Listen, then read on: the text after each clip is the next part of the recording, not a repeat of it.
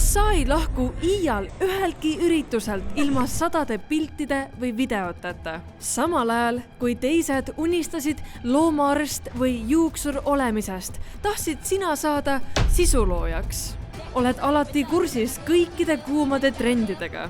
Sulle ei meeldi poes piimu ostmas käia ilma, et kamp lapsi sinu salaja pilti teeks. Kui tundsid ennast ära, siis järgnev video on sulle. Miks ma peaks ostma, kuidas saada sisuloojaks kursuse? Kursus aitab kiirteele selleks, et sisuloomega raha teenida. Sa kindlasti oled näinud mingit poppi sisuloojat müümas oma kursust, kuidas saada kuulsaks. Ka meil siin väikses Eestis on olnud paar taolist juhtumit. Kõige tähtsam asi on, et video mõte peab olema hea. Mul on selle teema kohta paar küsimust. Miks sisuloojad neid koolitusi teevad? Kas nad ei tee endale karuteenet, kui nad koolitavad välja sadu konkurente iseendale? Kas keegi päriselt ostab neid kursuseid ja kõige tähtsam, mida nendes kursustes siis pakutakse? Hello, my name is Pussy. Through the positioning of some neglected values that are proven to produce results. Maksud pakkuda ja. Kas usaldad teda või?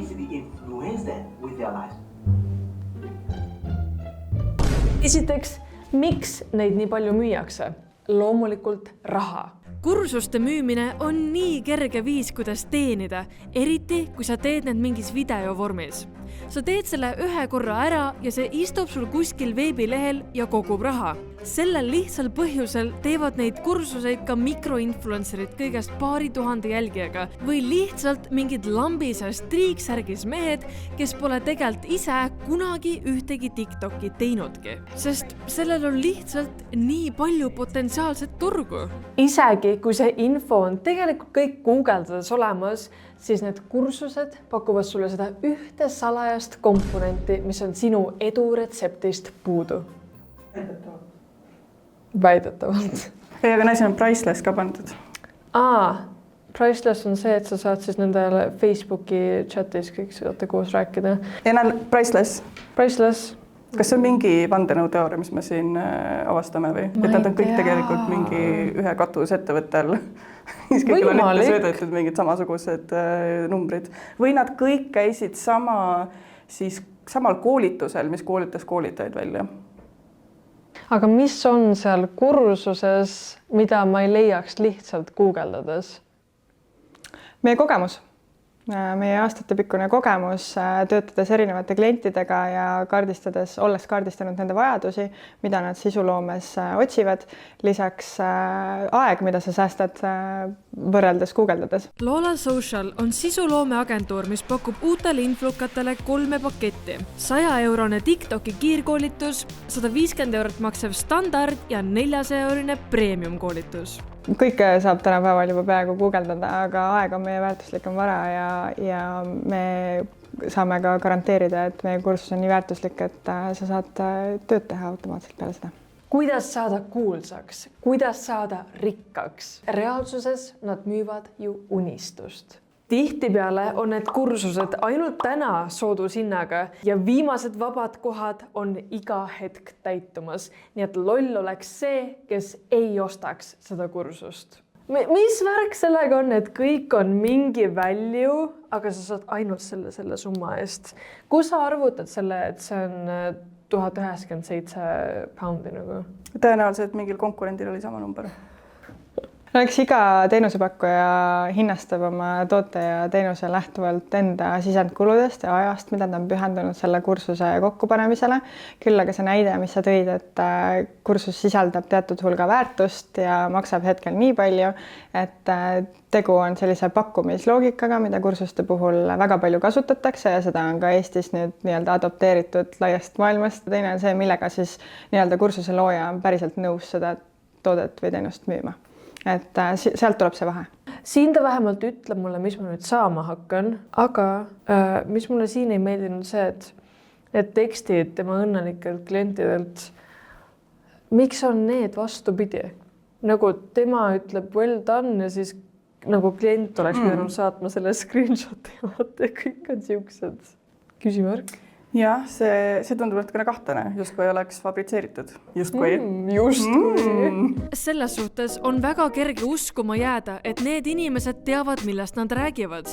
Vaadake, kui uhkelt nad on oma veebilehed üles ehitanud ja kui uhkeid suuri sõnu seal kasutatakse. Ega nad ei ütle sulle, et see kursus on AI-ga kirjutatud ja nemad lihtsalt esinevad seal kaamera ees.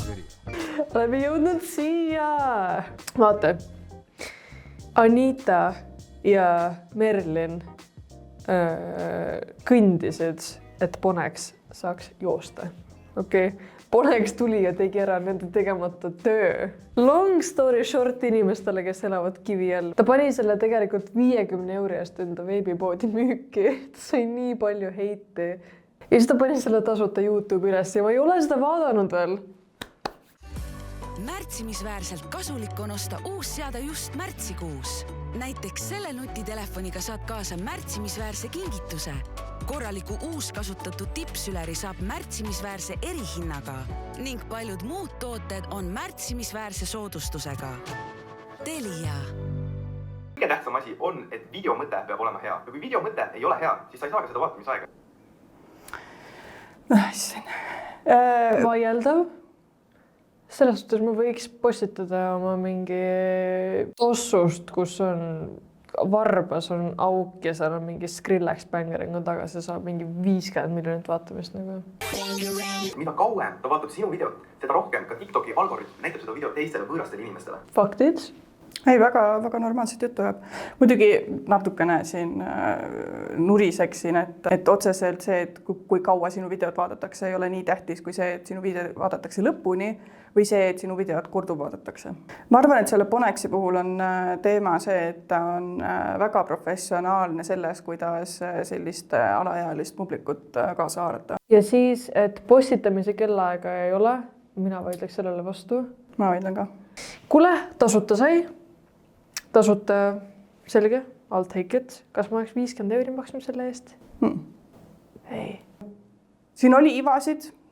Siin on kindlasti veel, ma lihtsalt ei... Siin on jah, paar täitsa toredat asja nagu öeldud ja ma arvan, et Poneksi vaatajaskonnale see võib olla täiesti asi, mida nad saavad vaadata, aga fakt on lihtsalt see, et päris elu on natukene keerulisem ja TikToki algoritmid pidevalt muutuvad. Aga kui neid kursuseid on nii palju ja kliente ka nagu jagub, siis kus need kõik välja koolitatud uued sisuloojad on?